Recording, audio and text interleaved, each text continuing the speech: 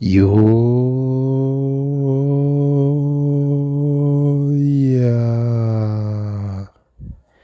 arraan tana exercise 1.2 irraa ka'ee galuuta jechuudha. It said waa'ee maalii haasofti? Waa'ee beezii akkasuma conjugate acidii, conjugate base, pronounced lower acidii irratti jechuudha. Pronounced lower acidii and pronounced lower base irratti hundooftee conjugate acidii fi conjugate base waan inni ta'e warroota as kennaman jechuudha. Kanarraa hojjechuu eenyu conjugate acidiidha, eenyu conjugate baseidha, eenyu base eenyutu acidiidha kan jedhu tokkoon tokkoon addaan baasuun dirqama jechuudha. Okay, let us start with A. Amma fakkeenyaaf hoggaa hunda jechuudha. Conjugate acidii fi conjugate base, conjugate acidii yookaan base kennuun kuni maali? Conjugate acidii kennuun kuni yoom hoggaa maal ta'e hoggaa beeziin ifee fudhate jechuudha. Beeziin fudhateetini conjugate acidii ta'a.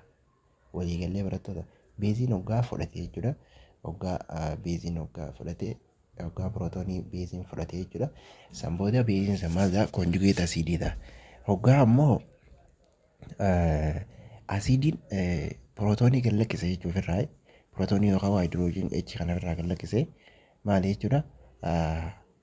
Conjugate beezii ta'a jechuudha. Hoggaa irraa gad lakkise. Sanii conjugate akka seera Bronsted Lowry'tti yoo haa fudhatu beeziidha. Hafirraa kan immoo asidiidha biree akka seera Bronsted Lowry irratti jalqaba haasaa turre jechuudha. Isa viidiyoo darbee dalagnee turre sani achirra yoo halaaluu dandeessan jechuudha. Warroonni viidiyoo san hin argini description yalaan isiniif kaa'a yoo liinkii isaadhaati yookaan immoo yoo Bronsted Lowry acidii yookaan paartii waan jettanii yoo barreessitan ta'e argachuu dandeessan jechuudha. Chaanaalii African Fast Learner yookaan African Quick Learner irraa kan jedhurraa jechuudha argachuu dandeessanii.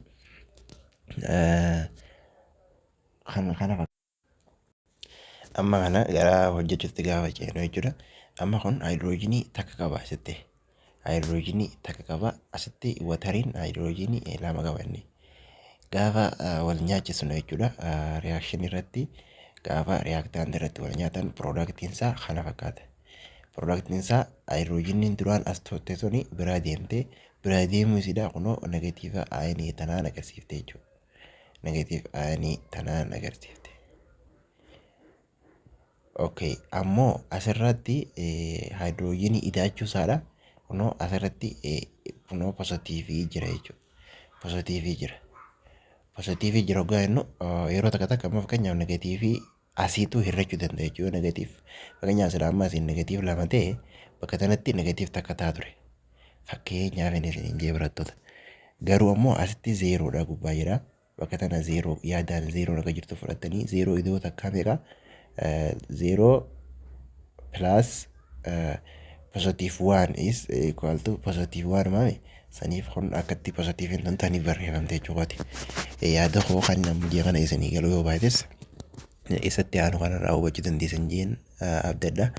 Amma B irra gaafa dheennu jechuudha. Kunoo oksijiinii fi kilooriin aayinii jira asirra jechuudha. Gaafa watarii wajjin walitti makamnu jechuudha wal nyaachisnu haa uumamu inni kun ni fudhatarraa. Ni fudhatarraa negatiivni tanaa irraa deemte jechuudha zeeroo ta'e jechuudha asitti. Duraan negatiiv waanii asitti zeeroo ta'e. Asitti immoo zeeroo ta'e firraa kannuu isaa zeeroo maayines waanii nama fakkeenyaaf beeka taati maayines waanuma taatiin sanii fi maayines waanii wanni kana waanii wanni godhaniif waanii akkanumatti akchuwaalii ni beektan jedhamee yaadamu jechuudha. Waanii wanni asitti barreessan asittis gaafa waanii barreessan lakkoofsa tokko jechuudha. Waan ni beekamuuf sila beektan jedhamee waan yaadamuuf jechuudha. Sila beekamu jedhanii jeneraalii beekama jedhanii beekamuu baate jechuudha. No asittuu maayinestuu barreessanii bifuma kanaan waanii barreessan jechuudha. Takka barreessuu baattus baannoo somaatii miti isarraa ifa waan jedhurraa takka barreessuu dhiisan jechuudha. Asitti silaa maayines waanii jechuudha. Maayines waan barreeffamuu qabaa garuu immoo ni beekamaadha. Yaanni isaaniiti kan akka takkaatu jira maayines waanii asitti positiiv waanii jechuudha. Waliigallee yaada. Asirraa immoo conjugate asidiin kamii conjugate beeziin kamii beeziin kamii asidiin kamii akka Bronsted Lowry'tti jechuudha. Akka saayintistiin Bronsted Lowry kun jedhetti jechuudha. Inni maal jedhee asiidii katee irraa akkanna garuu beezii inni fudhate jedhe. Akkasii barattoota akka yeroo darbe ilaallee turretti jechuudha. Sanarraa kan ka'een amma fakkeenyaaf kun ni kannee bire saniifa kun asiidiidha. Asiidiin kun deemee garuu maal ta'a? Asitti konjugeet beezii ta'e jechuudha. Konjugeet beezii ta'e maal jennee dura asiidii ture. Asiidiin eega irraa kannee booda konjugeet beezii ta'a. Karaa biraatiin beezii jechuu dandeessan. Karaa biraatiin beezii jechuu dandeessan. Inni seera yeroo darbe ilaalirte jechuudha. Haayidroojiiniidhaan irra xiqqaate garuu maayinesiidhaan irra guddataadha. Konjugeet beeziin asiidirra haayidroojiiniin irra xiqqaatee haayidroojiin takkaan irra xiqqaatee garuu immoo maayinesiidhaan irra guddataa. Maayinesiitu isarra guddataa osoo hin ta'in maayinesiin hoddommeeffate yaada yoo of keessaa qabu. Kana bal'inaan akka konfiisisin goone isa viidiyoo darbe irratti bal'inaan ilaallee turre asirratti immoo isin rakkisuu danda'a jedhee yaada ifatti waan haasawaa hin jirre jechuudha. Maaliif yeroo darbee waan hojjennee turree fi saniif asitti ifa gala isinii ta'uu danda'a. Ifa gala warra hin ta'iniif jechuudha. Achirraa ilaaluu dandeessan jechuudha. Karaa itti fufnu asitti maali jechuudha ni fudhatee saniifuu beeziidha. As gaafa dhufoo konjugeet maali? Konjugeet asiidii ta'a jechuudha. Konjugeet asiidii ta'a. Takkaa'uu asiidii yoo itti dandeessan.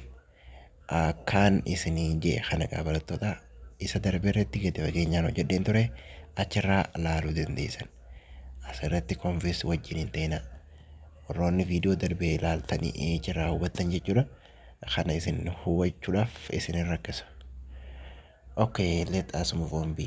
Maal jedhaa kunis haayidroojinii fi kilooriin ayinii jira. Asirra gaafa waliin nyaatan jechuudha. Haayidroojinii inni fudhate kun oksijiin kilooriin isa qabdu tuni asitti maal jechuudha negatiiviin tun dhaamtee jirti jechuudha. Karaa biraatiin dhiyoo kaadilee nu teessee herreegaa warri hin beekne jiru baay'ee isin biratti tokko ta'a 12 qomaatu biyya keessatti qophaa'aa jirtan waan ta'eef kana isin rakkisa jedhee yaadu yoo haa seera herreegaatis isin barsiisuudhaaf yaalu ta'e haa isin garsiisu iddoo kana feetaa ta'e. Innoo jechuudha fakkeenyaaf amma minus 1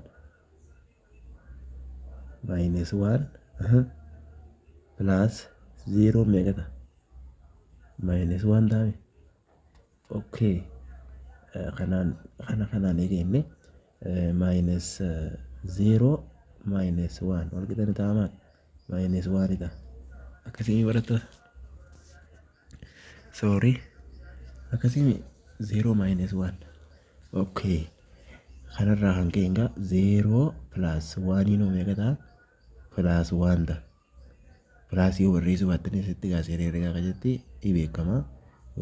Positiiviin hin barreeffaminis positiif akka ta'e lakkoofsi ni beekama. Garuu negatiiva yoo ta'e negatiiva dirqama barreessuu qabdan. Yoo negatiiva ta'e dirqama barreessuun teessanii jechuu barattoota. Walumaa galatti yaada 0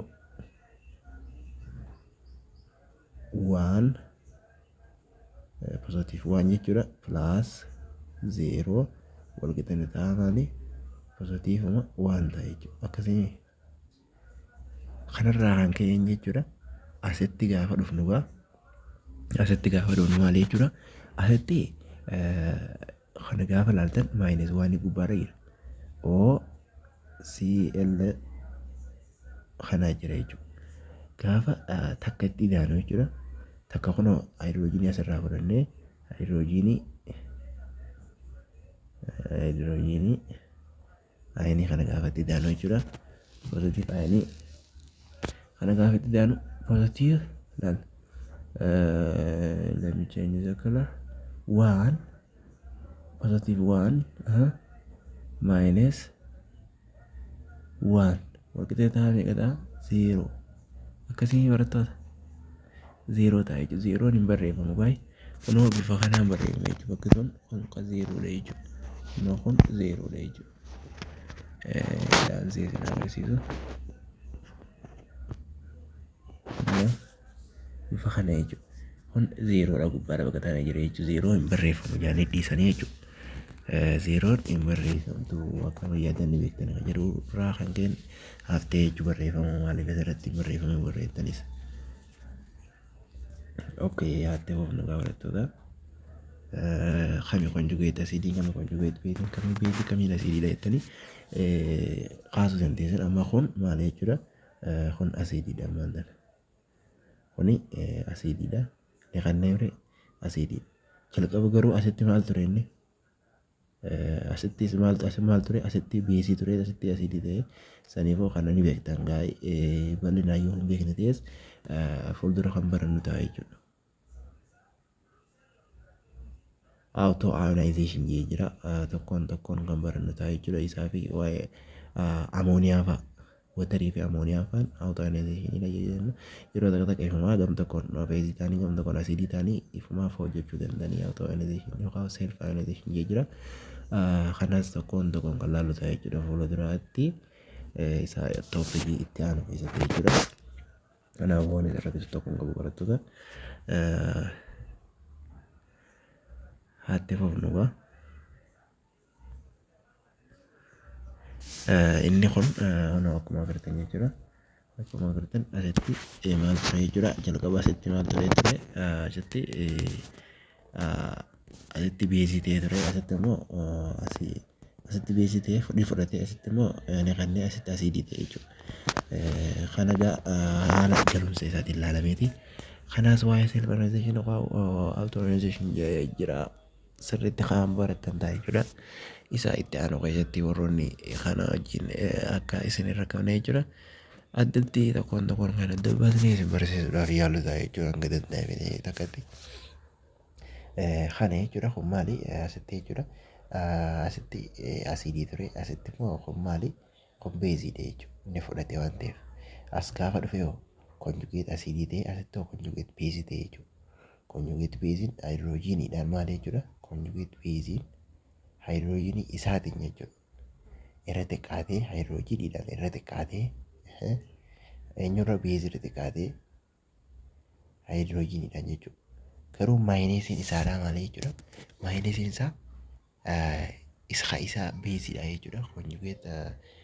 Conjugate beezii ta'uu irra xiqqaatee jechuudha. Kana bal'inaan barattoota asitti kompiitara kan jiran goone gama viidiyoo darbe irraa ilaaluu argachuu dandeessan jechuudha. Gadi fageenyaan waa'ee kana. String C hojjedhaa isiniif hin dhiyeessi. Akkuma Oromoon marmaqtu jechuudha. Fardi ni geessa malee waraanu akkuma jedhan. Saniifuu C isin yaalaadha. Yoo ulfaatti nu beessaan afeerra ta'e. Okay, strings of conjugate acid base pair. How do you know the strings of conjugate acid base pair?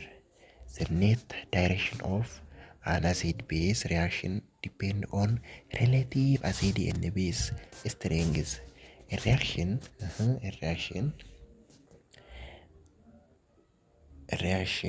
proceeds. Proceeds to the greater extent in the direction which a stronger acid and strongest base from a weaker acid and a weaker base.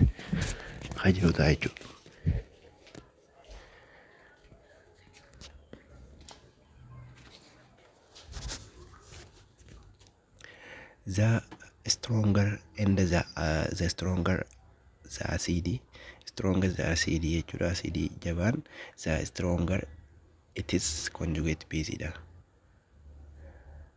The weaker is the weaker it is conjugate base dha. It is real.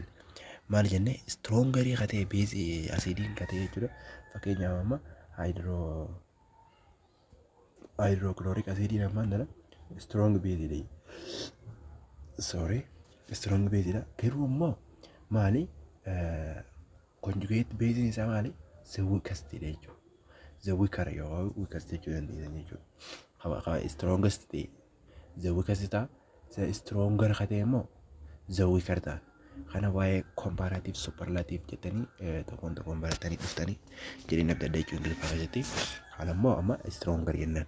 Stronger waan ta'eef stronger base the weaker it is conjugate stronger acidiin jechuudha. The weaker it is conjugate base jechuudha. Walii galla jedhee yaada. Fakkeenyaaf amma hydrochloric acidiin kun stronger yoo ta'e stronger of acidii gaafa ta'e conjugate base isaa maal jechuudha? Conjugate base isaa chlorine ioniin jechuudha. Chlorine ioniin the weaker jechuudha. Walii galle weaker maali? Weaker conjugate base jechuudha. Kun stronger acidii gaafa ta'e kun ammoo the weaker maal jechuudha? Conjugate base dha.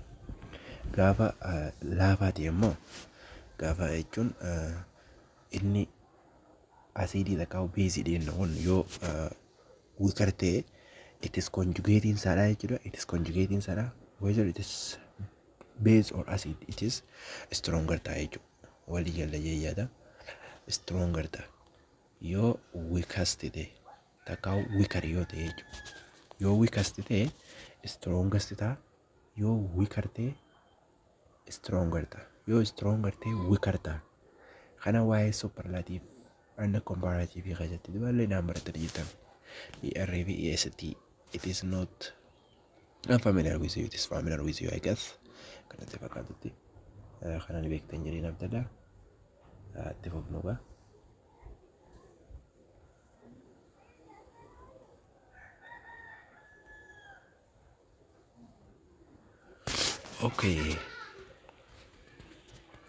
Okay, let us move on.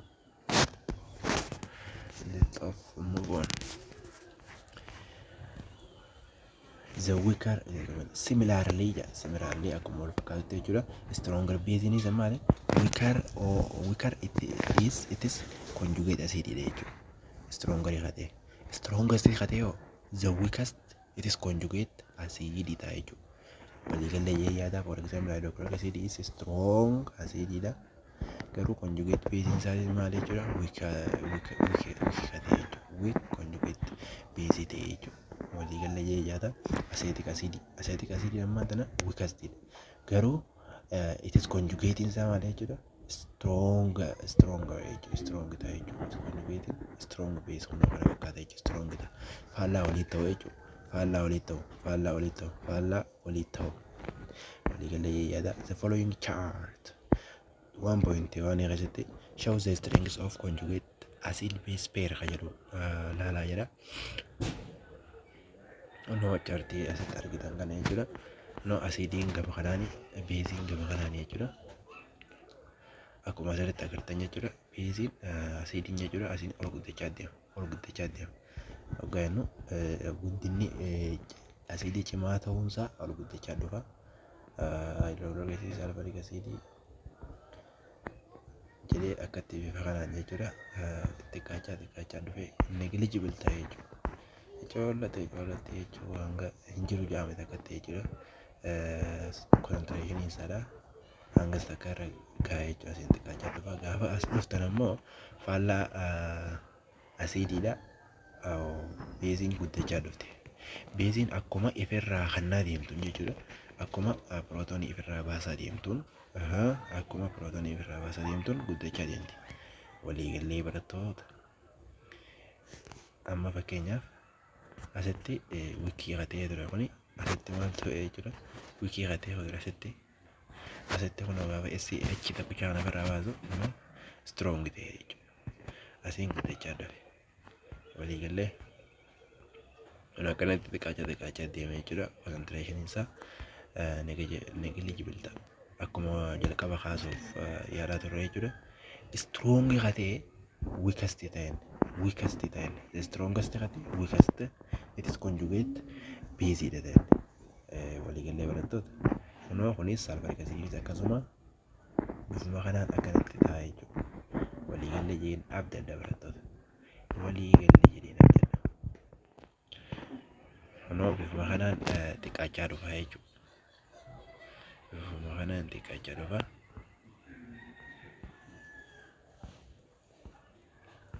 Chartii kana agarsiifte jechuudha waa'ee kanaati. Okay, let us move on. 1.1.2.2 auto ionization of substance. Ayat kaba kaso yala tirayu. Auto ionization or self ionization jennaan. Name the ion present in water. Ion present in water keessatti argama jechuudha. How are they formed? Akkamitti isaan san uumamuu danda'ani?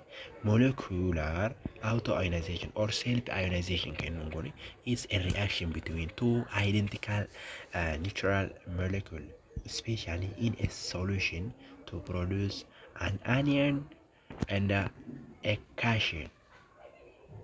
Kennu isaan lameen kana gidduutti uumamte jechuudha. Eenyu kennu? Anionii fi cation kennuun jechuudha.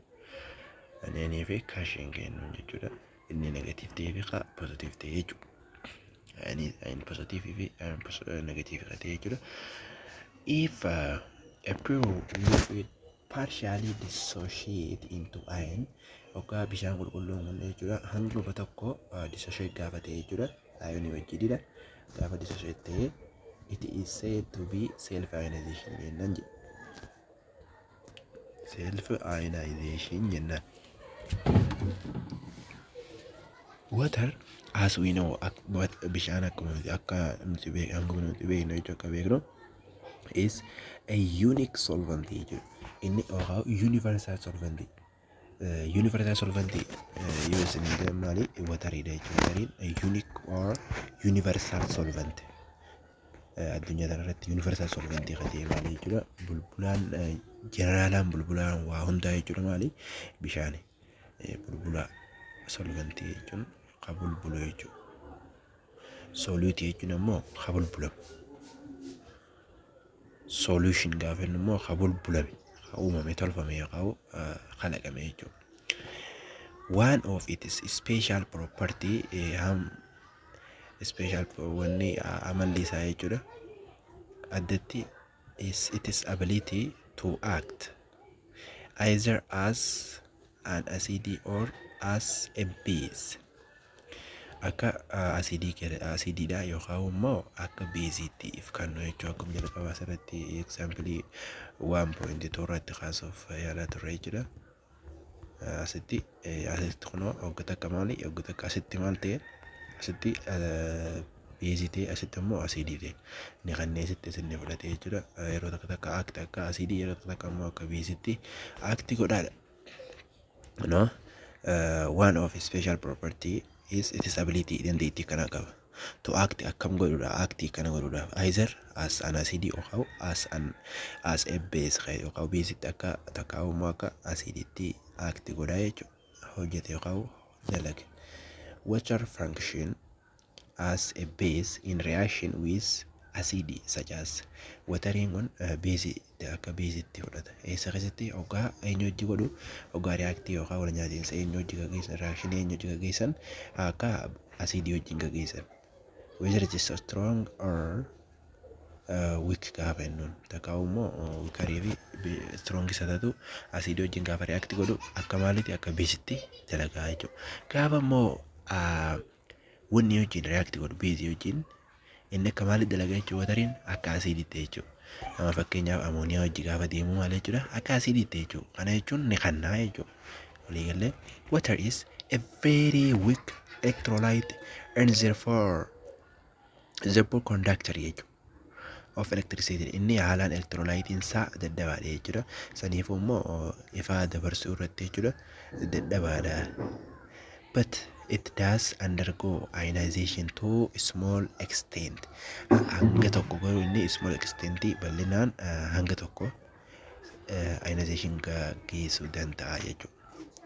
Akkuma agartan kun hoggaa disheetiin ta'uu dishee tokko addaan baafamu jechuudha. Inni bifa kana fakkaata jechuudha. Kanatti addaan ispiriitii addaan babaa jechuudha. Noo kanas gaafa extend godhanii addaan dheereessanii kaan bifa kanaan jecha asitti beesisti acid asittis acid asitti immoo base jedha. Asitti firraa kannaa asitti ni fudhata yaada yoo keessa qaba. Asitti immoo ni kannaa asitti base.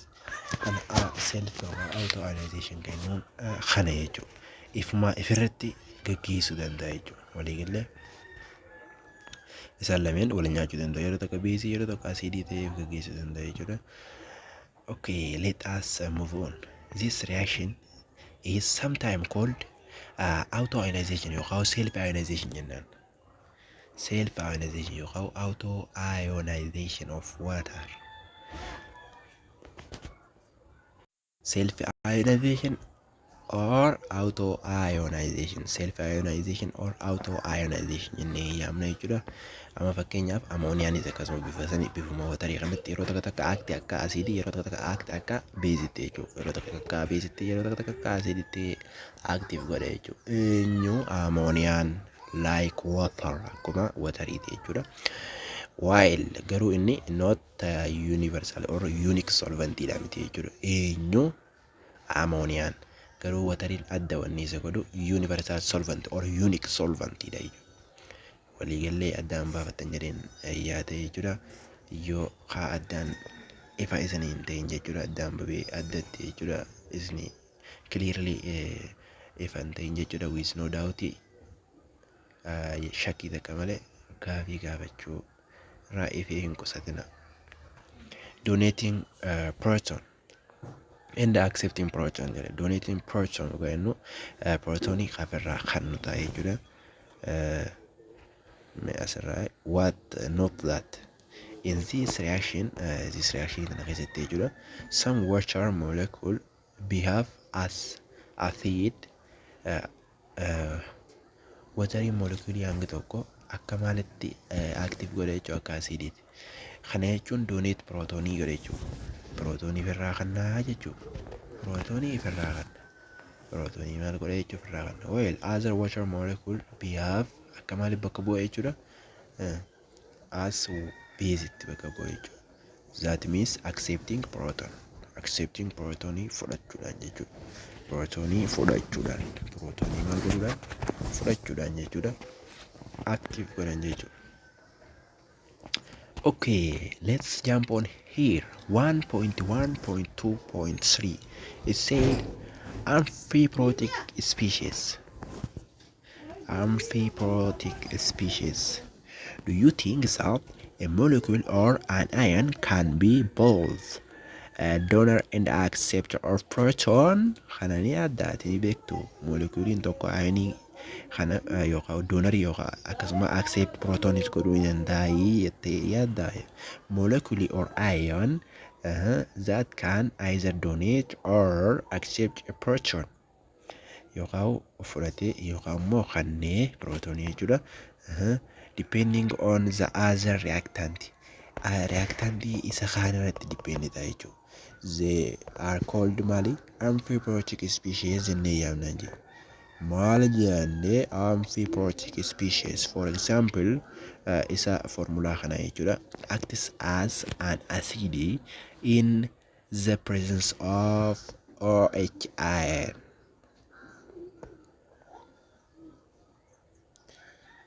Akka maalittiif dalagee jechuudha. Akka asiiditti dalaga yoo isa kana hojii jiraate. Yoo isa kana hojii jiraate. Maali firraa kannaa jechuudha. But as a base yoo maal ta'e yoo isa kana hojii jiraate. Yoo hydrogen fluoride kana hojii jiraate akka base tajaajila ni fudhataa jechuudha. Ni fudhataa jechuudha. Waliigallee barattoota. Wanni jedhee yaada.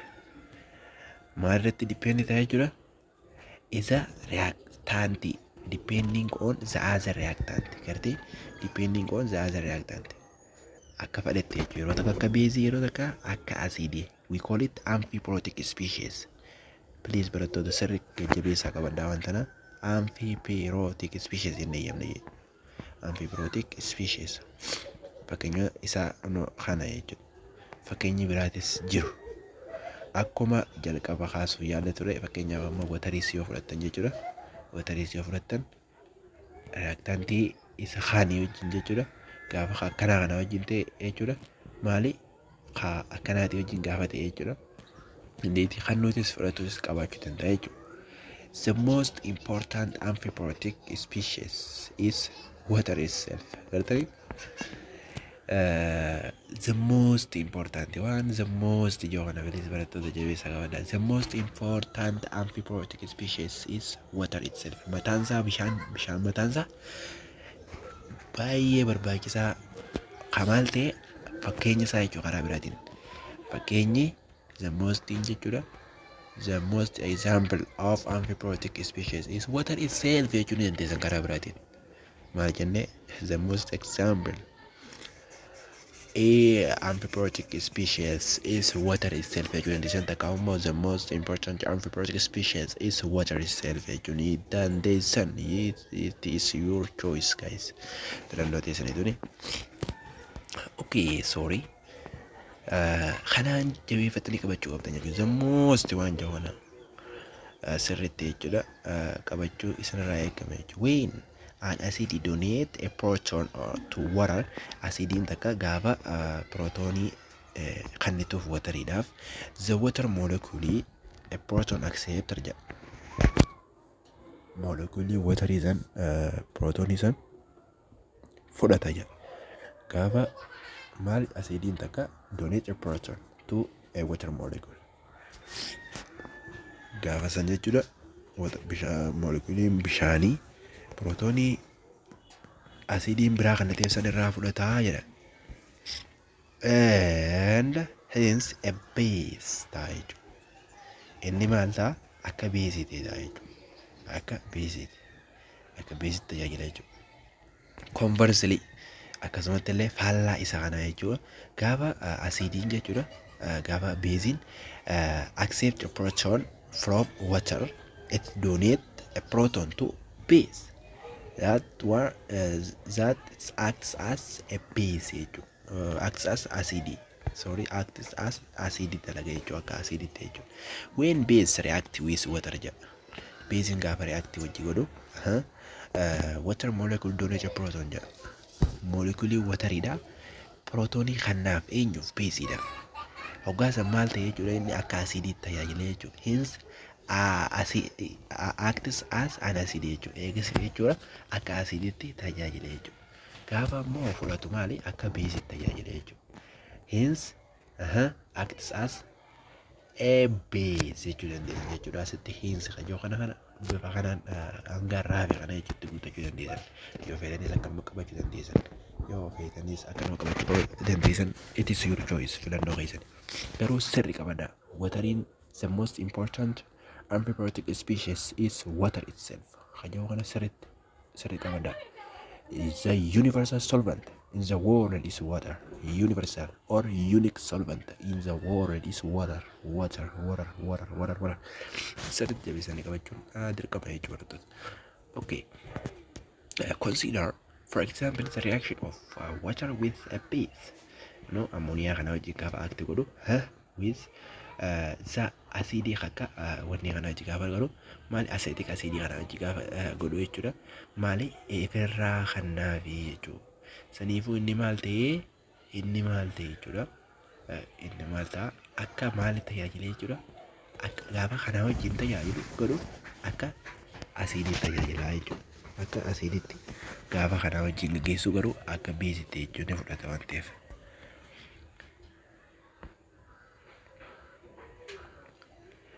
Waliigallee barattoota. Asitti gaafa kana wajjin deemu jechuudha. Asitti acidii wajjin gaafa deemu maali akka maalitti tajaajila jechuudha. Akka beesitti ni fudhata waan ta'eef. Asitti immoo akka acidiitti ni kannaaf waan ta'eef ammooniyaadhaaf. In the first case keessatti water reacts as akka watariin kun maali jechuudha. Keessi jalqaba kanarratti akka base akka acidiitti tajaajila jechuudha. With a base wajjin. Hammee beesii kam ammooniyaa kaa'innuun kana wajjin. In second keessatti jechuudha. Isa kana keessatti immoo akka beesitti tajaajila. Eenyu wajjin acetic acid wajjin. Acts as water is acts as akka beesitti jechuudha. Akka beesitti tajaajila jechuudha. Beesii with the acid kana jechuudha. Okay, exercise 1.2 define each of the following terms. Auto ionization kennuun kun ifumaa ifirra gaggeessu jechuudha. Ionization wajjin ifumaa walirratti react godhu. Fakkeenyaaf water plus water gam tokkoon akka acidii gam tokkoon akka beesii gaggeessu jechuudha. Fakkeenyaaf ammooniyaa lameen ammooniyaa plus ammooniyaa gaafa jennu gama tokkoon akka asiidii gama tokkoon akka beezittiif tajaajilanii uumu jechuudha. Waliigallee barattoota garuu amfiiprootik kennuun immoo it depends on other reactant. Reactantiin tokko gama tokko yoo gosoota akka asiidii ta'e gama tokkoon akka beezii ta'e gama kaaniin maali yeroo takka asiidii ta'e innummaan san yeroo takka akka beezii the most important akkuma jenne amfiiprootik species is water itself akkuma jenne jalqaba haasaa turre kanuma fakkaate jechuudha. Right equation to show amfiiprootik behaviors of isa kana amfiiprootik behavior akka isaan qabatan agarsiisi jedha. Amma fakkeenyaaf water hojii gaafa keenyu isa kana H2O hojii gaafa keenyu jechuudha. H2O hojii gaafa keenyu maali isa kanarraa ni fudhatu. H2O hojii gaafa keenyu ni fudhatu irraa inni kun akka amfiiprootik gaafa immoo isa kana plus H3O hojii gaafa keenyu jechuudha. H3O ion hojii gaafa keenyu kun maali ni fudhata irraa isarraa fudhatee karaa watariitti uumama kaan ammoo kun H3PO4 jechuudha. Oxygen 4 kata'ee jechuudha. Asitti negatiivti tun ni dhaamte jechuudha. Okay, P ammoo gaafa ammooniyaa wajjin gaafa walitti dirtan jechuudha. Ammooniyaa wajjin yoo walitti dirtan maaltu uumama jechuudha. Ammooniyaa wajjin yoo walitti dirtan ammooniyaan irraa fudhatte jechuudha. Kana gaafa ammoo wanni wajjin walitti dirtan aseetik asiidii wajjin gaafa walitti dirtan jechuudha. Akkuma jalqaba reefu haasa'uu yaalaa turre jechuudha. Akkasitti amfiiprootikii isaa addaan baaftan jechuudha. Okay, gaafii kana waan kan wal fakkaatu ta'a kunis relative strengths to each of the following group isa kanaas strengths isaanii keessu isa chartii olii sanirraa kaasanii kaa'uun isaanii rakkisu jedhee yaada jechuudha. Yoo isin rakkisu ta'es waliin kaa'uu jennu ta'a inni shanaffaan kunis what is weakness of Bourne's law acid base theory maal dadhabinni isaa maali jedhu jechuudha. Khalas isa topikii tarbii keessatti bal'inaan laallee turre self ionization of ammonia qayyoo kunis self ionization ammonia gama lameeninuu walitti ammonia plus ammonia guutanirra tajaajiltan ta'a jechuudha. Ammoniyaawis ammonia kunis dadhabinni isaa pirootonii asiidiin pirootonii accept godha wanni ammoo beezin pirootonii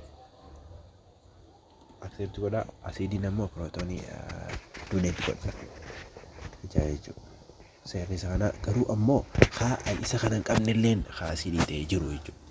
H kana hin qabne jechuudha. Hydrogenii kana qabaatee jechuudha. Kan donate accept godhu kana hin qabaanne beezis qaba asiidii ta'ee ni jira jechuudha. Dadhabinni Bourne's law isa sanii jechuudha. Waliigala jee yaada kana bal'inaan jechuudha. Isa topikii tarbireetti bal'inaan kaasnee jira laaluu dandeessan jechuudha. Kana adda baasuun isin rakkisu yoo kasi rakkisu ta'es na beeksisaa. Exercise qofa jechuudha.